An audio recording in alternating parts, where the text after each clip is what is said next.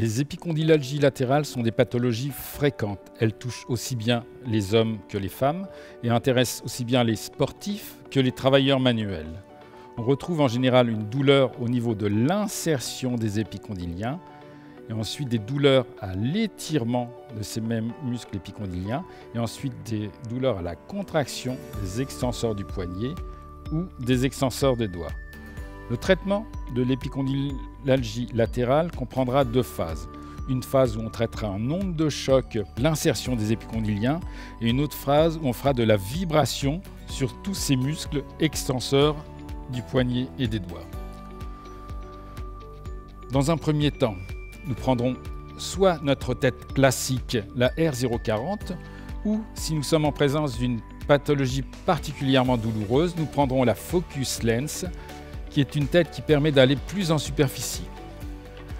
La fréquence utilisée sera une fréquence haute de l'ordre de 15 Hz parce que nous sommes très en superficie. Le nombre d'impulsions sera en général de 1500 coups. La pression sera une pression qui sera basse de l'ordre de 1 bar 6, 1 bar 8 et nous utiliserons systématiquement le mode confort. Pour cela, nous mettons notre patient coude plié à 90 degrés, la main pendante au niveau de la table, on lui demande de juste maintenir, de ne pas mettre en hyperflexion, mais juste maintenir la main dans cette position-là. Nous mettons du gel à ultrasons au niveau de l'insertion des épicondyliens. Nous repérons bien nos épicondyliens, nous allons bien sur l'insertion.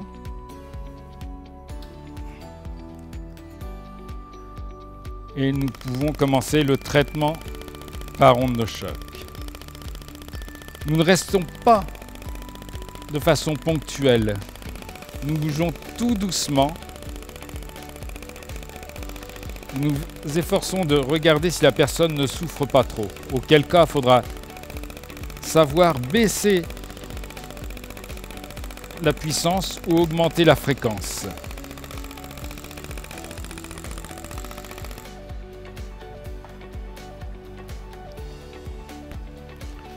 Ensuite, nous essuyons le surplus de gel qui nous a permis d'être conducteur.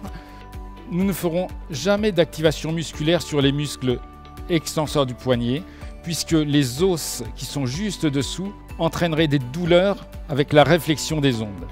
Donc nous faisons uniquement de la vibration pour avoir une action décontracturante et souvent diminuer cette corde au niveau des extenseurs du poignet.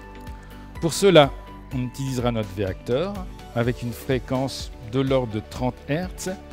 Le nombre d'impulsions sera en général de 2500 à 3000 et la pression sera une pression pas très élevée de l'ordre de 2 à 2,4 bars.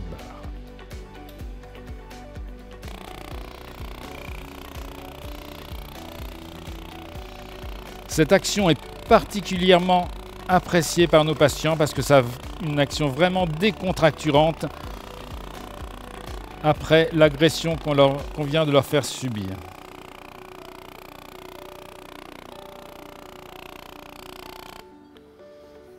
Les ondes de choc radiales ont énormément amélioré notre traitement des épicondylalgies latérales.